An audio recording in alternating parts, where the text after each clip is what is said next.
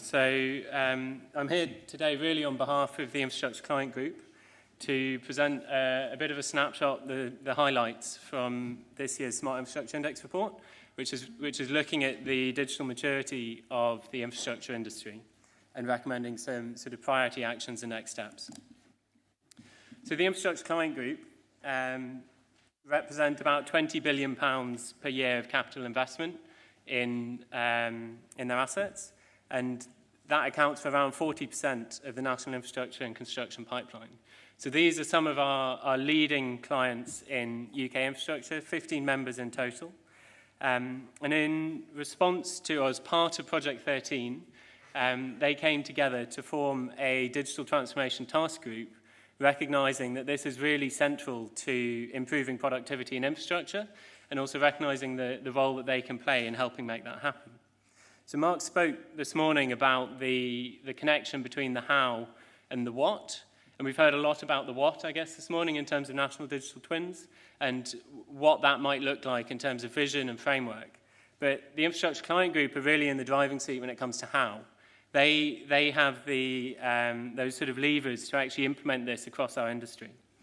And so the Digital Transformation Task Group was formed about 18 months ago to facilitate and accelerate digital transformation in the UK's infrastructure industry in order to increase performance and national productivity. So no small ambition. And one of the key focuses of the group to date has been around understanding their digital maturity and driving strategies to accelerate that change across their businesses, but also their wider enterprises of suppliers, partners in the built environment. So this year, the maturity assessment has been done using an online self-assessment tool called the Smart Infrastructure Index. It was developed specifically for infrastructure, and as you can see here, it covers quite a broad range of topics. So our view is that digital transformation is not about tech and IT. This isn't something for the data geeks, or not something only for the data geeks. It's something for all of us. It's about how we work and how we can use information and digital technologies to get more value out of infrastructure. So this year, this tool was sent out by each of the client members to hundreds of their people, and that's enabled us to get really granular data-driven insight to where we are as an industry with different perspectives ranging from board level down to apprentices and graduates. I'm going to share a few highlights now, but the full report has been published today, and there's a flyer in your bags. So digital transformation. One of the things that we've seen here is within the Infrastructure Client Group, there's actually really strong leadership. And I guess that may come as no surprise given the number of them present today and all of the work that's been happening over the last year. But 73% of people felt that their board really believes digital transformation is fundamental to business success. So that's really quite significant buy-in and endorsement for what we're trying to do here. As I mentioned earlier, lots have been trying to drive their strategies to join up all of the different pockets of best practice and excellence in the business and actually cut across what's already happening maybe in IT or in HR or in asset management and connect all of those together. And one of the next steps we think is about actually now really making that real and driving that change through the business so that we're all still at quite an early stage on this journey. Just 25% think they've already got that network of empowered leaders to drive change across the business, and that's an area that no doubt will increase going forwards. Over on the right there, you can see the heat map of the results. So going from the centre of the ring to the outer edge is increasing maturity. The darker the shading indicates a higher proportion of companies dropping into that box, and the black dots are the median. Asset management, another area that was recognised as a key priority. 2/3 think that they've got clearly defined objectives in an asset management strategy. They've got that line of sight between what the business is trying to achieve and the day-to-day. But at the moment, most of that is there's a very broad range of capability across different teams. So a lot of that is centralised in the sort of specialist teams. It maybe doesn't extend across everyone in the wider industry. Lots of people think asset management is purely about managing assets. And anyone who's familiar with ISO 55000 and the sort of broader work of asset management will understand it's really about how do you enable your corporate objectives. And moving on to asset delivery, we heard this morning about the government's drive around modern methods of construction and the sector deal. And this is reflected here by broad endorsements. So 81% feel they're encouraging the use of standard products in off-site manufacturing. But actually, as we found last year as well, there's still quite a bit of work to be done to get the basics right. Around 60% still think that designs are being produced in 2D with limited coordination. So that, best practice BIM, that we've all got excellent examples of this. There are great pockets of practice. But in terms of absolute business as usual everywhere across the industry, there's still a bit more work to do. So in the report, we dive into each of the 7 areas in more detail, and there's some more substantive recommendations around sort of next steps and how we can drive things forward. I should stress that although this may come across a bit of a warts and all assessment, this really is, I think, a great statement of intent from the infrastructure client group to go out there and say, this is where we are as an industry. They represent leading clients in the sector, and for the first time, we've actually got quite a sort of granular data-driven view of where we are to track progress year on year.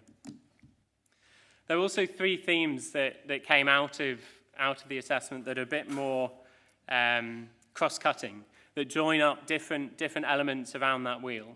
And the first we've heard about this morning in terms of skills and the challenge particularly with regards to digital skills in the industry. So this, I guess, underlines, and we heard, we're maybe talking about a 30-year program here. So inevitably, we're right at the early stages of that in terms of readying the industry to be able to build and deliver a national digital twin. Digital skill gaps are widely recognised as a real challenge. And I think doubly so, this understanding of what those new digital capabilities are that affect each and every one of us. So what do I need to do as a civil engineer in a digital world? What will I need to do differently once there's a national digital twin, or even just a digital twin of some elements of my asset base? How do I need to change my behaviour to make decisions in a different way? How do we build up that trust to actually use the system rather than fight against it?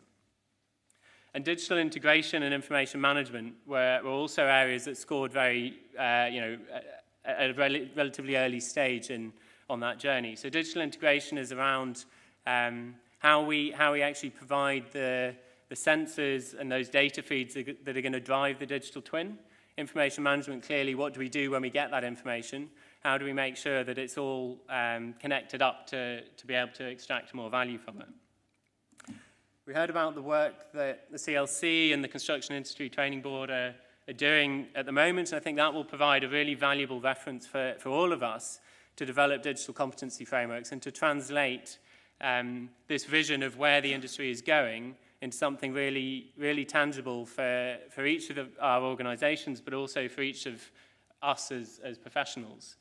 We need to define clear career paths. We need to recognise that data architects and software engineers are going to be working alongside traditional, dare I say it, architects and engineers on an increasing basis.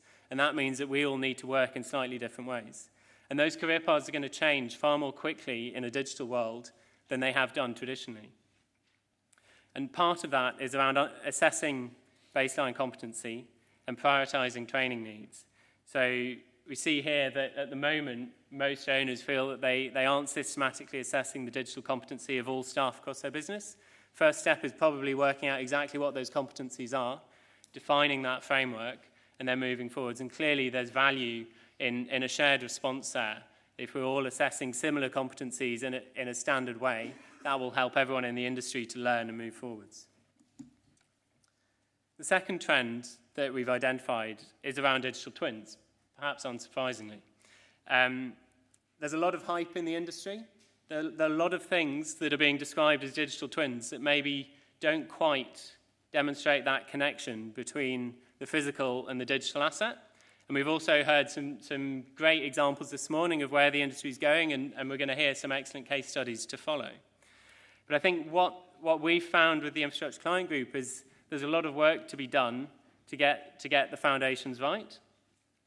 And at the moment, the focus around data availability and information management is absolutely crucial to unlock all of this value. Now, while acknowledging that most of these asset owners have billions of pounds of assets that may be hundreds of years old, that is a huge undertaking. But we're not proposing here that we attempt to boil the ocean. And clearly, in some cases, perfect can be the enemy of the good. So I think the message that came across this morning in terms of the Digital Twin Hub and the importance of learning by doing is absolutely central here. And each of the ICG members already have some really great examples of where they've got that foundational layer of asset information in place, and they're able to start driving value through pilot projects that deliver value today. And that, I think, needs to be the message for all of us, and we'll hear more of it this afternoon, great examples from the industry of what's already happening. By taking that sort of agile approach of build, measure, and learn, we can then demonstrate successes, we can generate momentum, and that will actually build confidence to invest further. And by doing that, we will then work out which areas do we prioritize for those next investments to improve the core asset data, the information management, that lets us then develop new cases for digital twins and drive this out organically through the industry.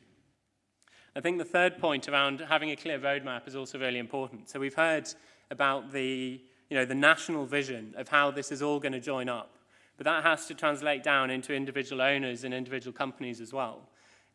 Creating that roadmap and that framework to unleash grassroots innovation, allow different bits of the business to develop their own digital twins that meet real business needs is absolutely critical. But doing it in a coordinated manner so that ultimately it can all join up into a single twin of Anglian Water or Network Rail, and ultimately those twins can then plug into the national digital twin by complying with the Gemini principles, aligning with the emerging information management framework as it comes out. And then the final trend that came across very clearly from the data was this challenge around innovation in an assured environment. Now, I'm not the first person to stand on a stage and say that we don't do innovation very well. It was great to hear from Sam about the excellent progress being made with transforming construction. But what was striking was the difference between the very high score around assurance and the confidence that owners have in terms of managing changes to legislation, how they respond, ensuring that services aren't disrupted, that customers aren't affected, and that everything carries on in the way that you would expect. And how we then balance that against the need to drive innovation. And to borrow a phrase from Sellafield, we need to identify the sort of realm of the fragile. So clearly, nuclear industry, a lot of things are fragile, and failure is simply not an option. But equally, there are many areas that are agile, or could be more agile, where we create space to test things, to develop these pilot projects that can fail, and that can fail fast, and we can learn from them. So part of that is around identifying where we can innovate without creating unacceptable risk, creating that safe space. Part of it is recognizing that different skills are needed at every stage in that process. So the person who comes up with a brilliant new idea may well not be the right person to drive that through a successful pilot and then scale it up all the way across your business. So recognizing that and managing it in a controlled way is clearly part of this. And then the third point around partnership, particularly as we move into a more digital space, we've heard about these ecosystems of suppliers and SMEs who we can engage with in a digital arena. We need to make sure that we're actually incentivizing them, and that traditional contracts, traditional approaches to IP, for example, don't provide barriers that stop those partners from really bringing the best that they have to each of your organizations. So as a call to action and to finish, I guess there are three key takeaways. The first is that this assessment is online. Anyone can go and fill it in and see how you compare either as an asset owner or as a member of one of those wider enterprises around an asset owner.